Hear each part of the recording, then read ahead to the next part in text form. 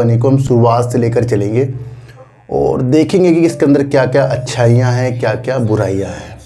और जब हम अच्छाई बुराइयों की एक कैलकुलेशन कर ले और निष्कर्ष पर निकल जाए तब हमें अच्छी चीज़ें पता लगती है। तो सर मैं आपको फिर कह रहा हूँ, मसला बहुत कम कंपनी के हिसाब से बहुत कम रुपयों का है, पर मामला NCLT में गया है। तो ये क्या है? ये कंपनी के लिए निगेटिव है। मैं आपको फिर बता रहा हूँ। DIS में देखना है म्यूचुअल फंड, LIC और बड़े बड़े संस्थागत निवेशक जो लोकल के होते हैं, ये अगर कंपनी में है तो ये मजबूत।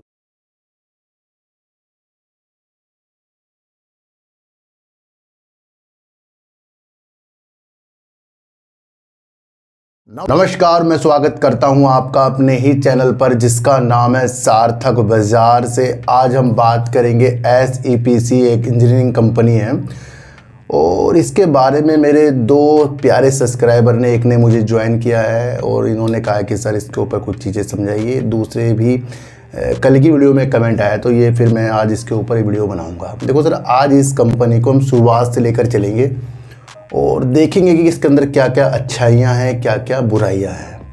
और जब हम अच्छाई बुराइयों की एक कैलकुलेशन कर ले और निष्कर्ष पर निकल जाए तब हमें अच्छी चीज़ें पता लगती है।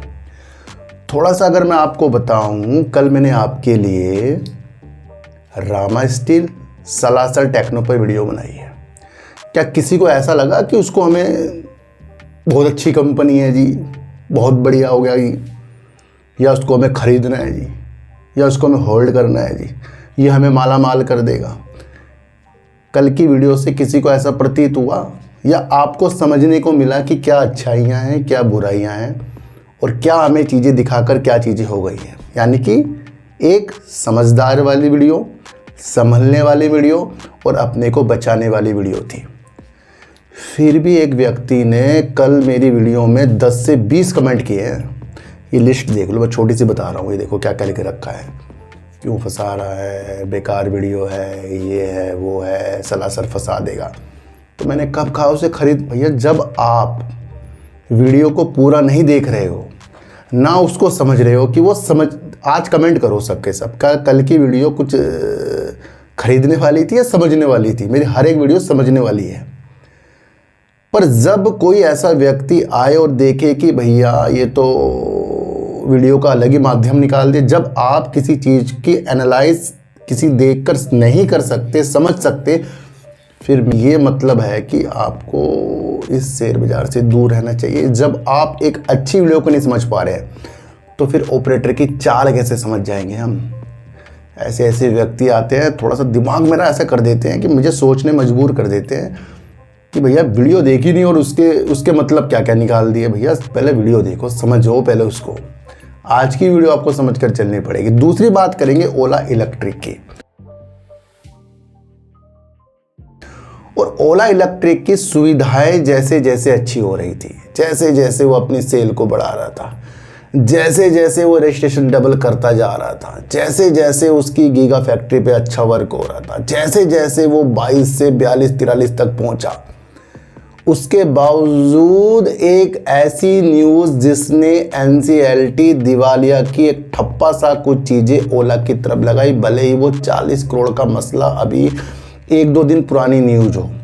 अब दूसरी न्यूज़ कल मार्केट बंद होने के बाद भी आ गई, जहां पर 6:27 पर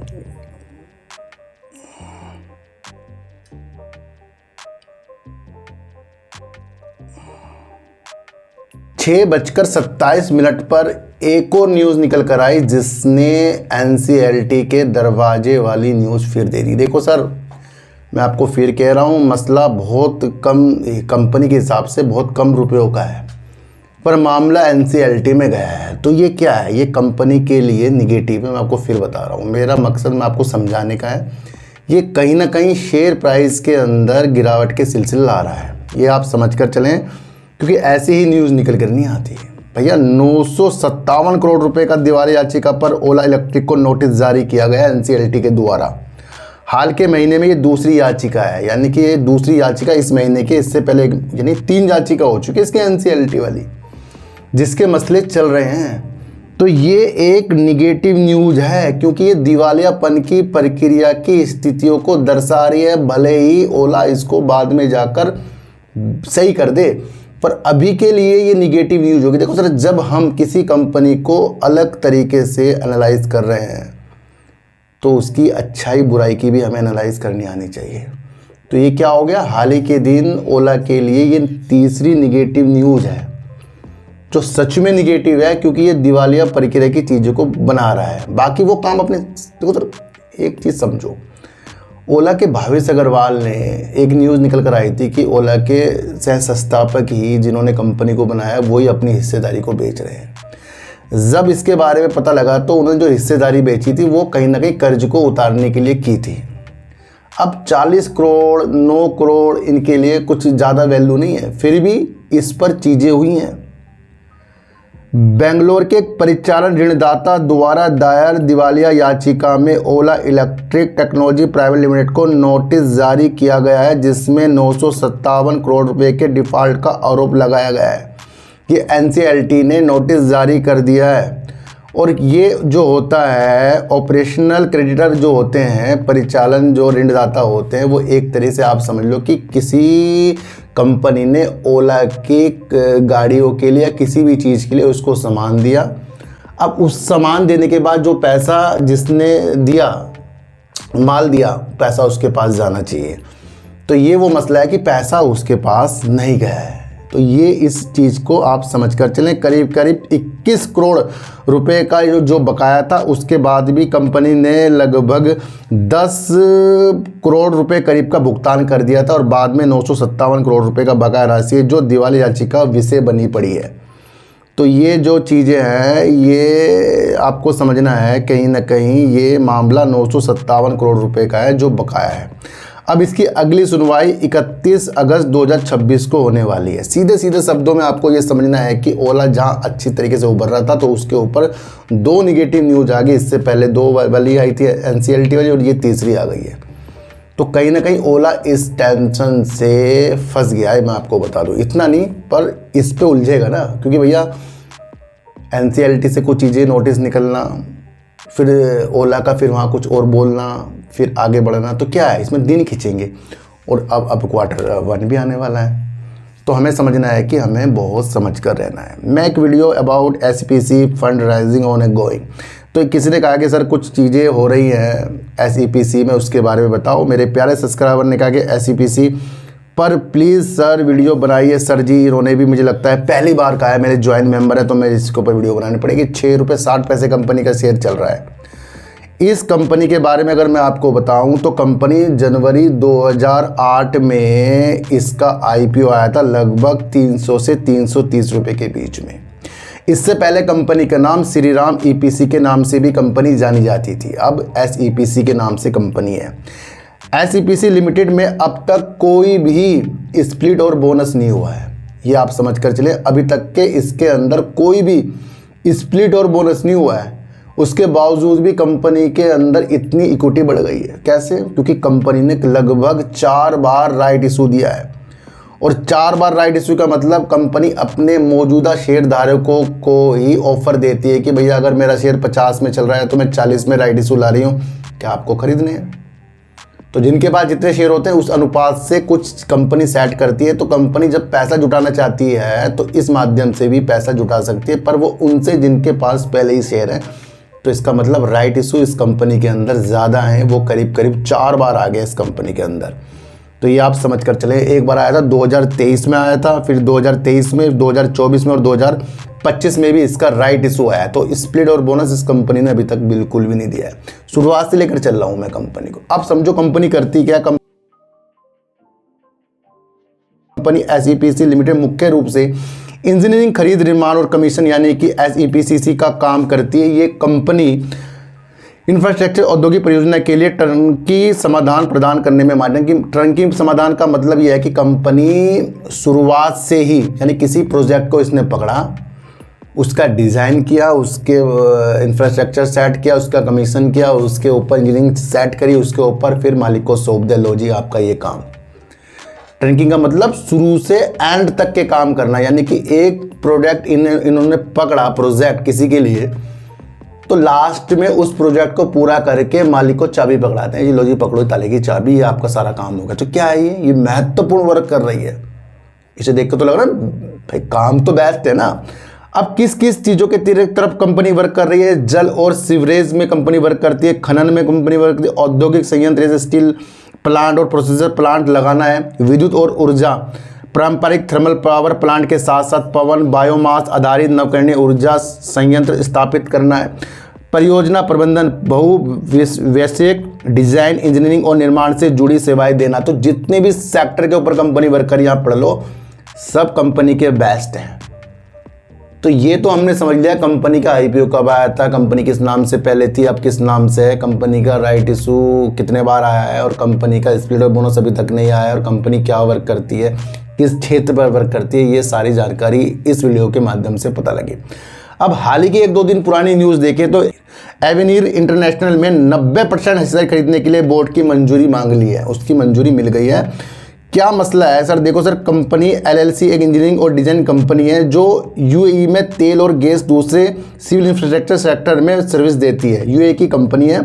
कंपनी ने कहा कि उसके पास Abu Dhabi national oil company के साथ स्थापित क्वालिफिकेशन है और 2025 में इसने लगभग AED 75.01 मिलियन का टर्नओवर बताया है। कंपनी ने आगे कहा कि प्रस्तावित अधिग्रहण से तेल और गैस सेक्टर में SEPC की क्षमताएं मजबूत होगी और पूरे पश्चिम एशिया में इसकी मौजूदगी काफ़ी बढ़ेगी।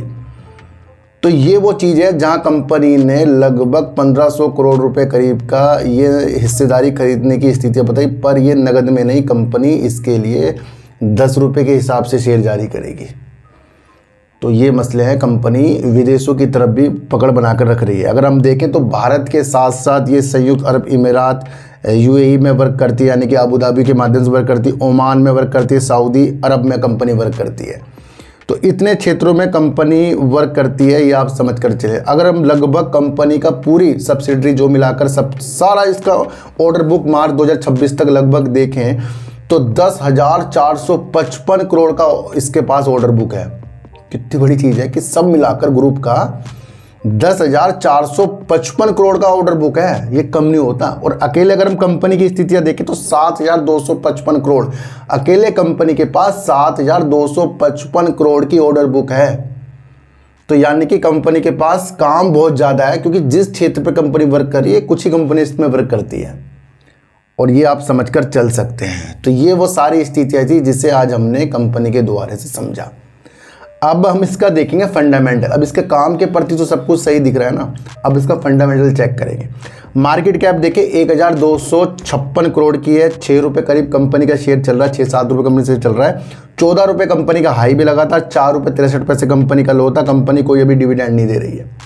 लगभग अगर हम देखें तो कंपनी की सेल इतनी ज़्यादा नहीं है, फिर भी 274 करोड़ की मार्च 2026 में कंपनी ने Q4 में सेल करी और 14 करोड़ का कंपनी ने प्रॉफिट कर दिया था।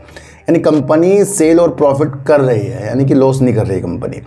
दूसरी अगर हम एक चीज़ और बताऊं मैं आपको, इसे आपको समझना बहुत ज़रूरी है, क्योंकि अगर आप मार्च 2015 में कंपनी की इक्विटी देखें तो मात्र 86 करोड़ थी, 86 करोड़ की मात्र इक्विटी कैपिटल थी। और अब इक्विटी राइट इशू लाकर अन्य चीज़ों के साथ कंपनी की मार्च 2026 में हर साल कंपनी की इक्विटी बढ़ी है। तो ये एक टेंशन का विषय भी हो जाता है कि 86 करोड़ और कहाँ अब 1,943 करोड़ की कंपनी ने इक्विटी कर ली है। 1,943 करोड़ का कंपनी के पास शेयर कैपिटल है, तो यानी कि शेयर कंपनी में ज़्यादा हो गए हैं। तो ये थोड़ा सा आपको सोचने का विषय बनता है। रिजर्व अगर देखें कंपनी का अभी तक रिजर्व जो है ना प्लस में नहीं है, माइनस में है, -24 में 24 करोड़ का। उधार कंपनी में 354 करोड़ का है। दूसरी अगर हम बात करें कंपनी का कैश फ्लो अभी तक के मार्च 2024 से मार्च 2026 तक हर साल का बिल्कुल निगेटिव आ रहा है। कोई भी अपने काम के जरिए पैसा नहीं लगा रही है, माइनस में है, इन्वेस्टिंग भी माइनस में है, और कंपनी उधार ले रही है जो 289 करोड़ का कंपनी ने पिछले साल उधार लिया है। तो यानी कि कैश फ्लो भी कंपनी का निगेटिव हमें देखने को मिल रहा है। अगर हम जून 2023 की बात करें तो वहाँ पर प्रमोटर हमें देखने को मिल रहे हैं 26.66% के, DIs 39.30% के देखने को मिल रहे हैं। सर देखो यहाँ DIs जो इतने ज़्यादा क्यों है, मैंने आपको कहा था कि DIs जो होते हैं जिस भी कंपनी में ज़्यादा होंगे तो वहाँ से कंपनी की वैल्यू बढ़ती है। पर इसके भी सोचने के विषय हैं। कैसे? 39.30% DIs ज़्यादा है, पर इतने ज़्यादा DIs हैं कौन इसके अंदर? सबसे पहले आपको ये भी समझकर चलना पड़ेगा।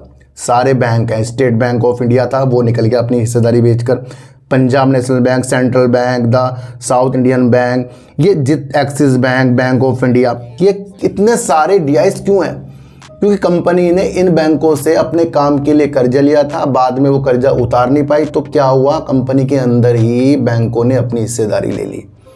तो ये कोई पॉजिटिव चीज़ नहीं है इसके अंदर की DIs। इसके अंदर जो हमने जो देखे जून 2023 में 39%, कोई पॉजिटिव नहीं है। कंपनी वो तो बैंक है, बैंकों को पैसा चाहिए था। DIs में देखना है म्यूचुअल फंड, LIC और बड़े बड़े संस्थागत निवेशक जो लोकल के होते हैं, ये अगर कंपनी में है तो ये मजबूती है। और अगर आपको बैंक देखने को मिल रहे हैं तो बैंक तो भैया सबसे पहले अगर सीधा बैंक दिख रहे हैं तो यानी कि उन्होंने पैसा दे रखा है। और अगर म्यूचुअल फंड जैसे SBI म्यूचुअल फंड दिख रहा है तो उन्होंने अपना इन्वेस्टमेंट कर रखा है। तो ये जो 39% की हिस्सेदारी उस वक्त थी, तो यानी कि बैंकों ने अपना दिवालिया न करके इसमें अपना हिस्सेदारी ले ली साफ सीधों में। तो ये एक इसका गिरावट के सिलसिले है, ये आप समझ कर चले। पब्लिक 33.82% सी धीरे धीरे हमें देखने को ये मिला है कि इसके अंदर से पब्लिक के पास ही DIs की होल्डिंग गई है। मार्च 2026 में प्रमोटर हो गए 18.67%, जो एकदम से दिसंबर के बाद बहुत ज़्यादा हिस्सेदारी प्रमोटर ने घटाई है। प्रमोटर का कम होना यानी कि कुछ सोचने का विषय बनना, ये एक निगेटिव होता है। FIs इतने है ही नहीं इसके अंदर, 0.96% है। DIs जहाँ 39% थे, अब उन्होंने अपनी हिस्सेदारी निकाल के कितनी कर ली है? 13.91%। तो अब भी लगभग जो भी कर्जा इन कंपनी के ऊपर है, लगभग 350 करोड़ रुपए या 90 करोड़ का बैंक का लोन है, वो बचा है। तो यानी कि बैंकों ने अपनी हिस्सेदारी हर क्वार्टर में आपको देखने को मिल रही है कम की है। पब्लिक कंपनी के अंदर जहां हमें देखने को ये मिल रही थी कि 33% करीब हो गई थी, अब वो 66.46% हो गई है। यानी कि यहाँ पर आपको देखने को ये मिला कि DIs जो बैंक थे उन्होंने कंपनी को पैसा दे रखा था, कंपनी पैसा उतार नहीं पाई। जैसे PC ज्वेलर में हुआ था कि हम आपका पैसा उतार देंगे, या आप देखें JP एसोसिएट, JP पावर, उसके अंदर ही बैंक है ना, GTL इंफ्रा, उसके अंदर बैंक है ना, वो DIs आपको बहुत ज़्यादा दिखते हैं। तो DIs की समझने की शक्ति भी लाई है। तो यहाँ अब बैंक हो गए हैं काफ़ी कम, उन्होंने 39 से 15% हिस्सेदारी कर ली, पर धीरे धीरे आपको ये देखने को मिल रहा है 66% पब्लिक हो गई है, जो एक चीज़ें सही नहीं है। पॉजिटिव क्या है कंपनी के अंदर? कंपनी सेल कर रही है, प्रॉफिट कर रही है। दूसरा, 10,000 करोड़ तक की ऑर्डर बुक है, जिसमें 7,000 करोड़ की इनकी अपनी ऑर्डर बुक है, बाकी ग्रुप की है। ये है दूसरा, कंपनी जिस क्षेत्र पर वर्क करती है उस पर वो कामयाब हो रही है। दूसरा, दूसरे देश की तरफ भी अपनी क्षमता को हिस्सेदारी के साथ बढ़ा रही है। अब इस कंपनी के अंदर भले ही आपको तेजी दिखे, वो आप समझ सकते हैं कि कहीं ना कहीं एक होता है ना भैया, एक उछाल आता है कभी ना कभी किसी कंपनियों में, तो ऐसा देखने को मिल सकता है। वैसे विशेष तौर पर अगर देखें तो इसके अंदर सालों जाएंगे जिस हिसाब से कंपनी है। तो हर क्वार्टर में इस कंपनी को आपको जांच करनी पड़ेगी। मेरा सीधा मकसद है कंपनी की चीज़ों को वाकिफ़ कराना, और मैंने आज लगता है आपको वाकिफ़ करा दिया। मेरी तरफ से ये खरीदने बेचने वाली नीतियाँ नहीं होती, मैं आपको सिर्फ समझाता हूँ। फिर भी ऐसे कमेंट आएंगे तो मैं नहीं कह सकता। मैं कहीं भी पिघलता नहीं हूँ, कहीं भी मुझे लालच की चीज़ें पैदा नहीं होती है, ना ही कोई मुझे पैसे के द्वारा चीज़ें खरीद सकता है। मैं आपको इतनी सी बात बता दूँ, तो इसलिए मेरे लिए जो चीज़ें है वो सत्य है और सत्य में आपको बताऊँगा। तो आपको मैंने यहाँ सारी चीज़ें बता दी, आपको आंकलन करना है कि क्या अच्छा है क्या बुरा है। बहुत डीपली चीज़ बताइए, उससे आपको समझना है। आज की वीडियो आपको कैसे लगी अगर मुझे ज़रूर बताना। किसी को भी खरीदने बेचने की नीतियाँ मेरे चैनल पर बिल्कुल भी नहीं है। मेरा कोई टेलीग्राम, कोई व्हाट्सएप ग्रुप नहीं है, ना ही आज तक मैंने बनाया है। तो सर सच्ची उड़ देखिए, अच्छी उड़ देखिए, समझ कर देखिए। चींटी को आटा दीजिए, गाय को रोटी दीजिए, और अपने बच्चों को ज़्यादा से ज़्यादा प्यार कीजिए, क्योंकि बच्चे ही आपकी मासूमियत से किस्मत पलटेंगे। तो फिर मिलेंगे आपसे नई वीडियो के साथ, जब तक के लिए नमस्कार।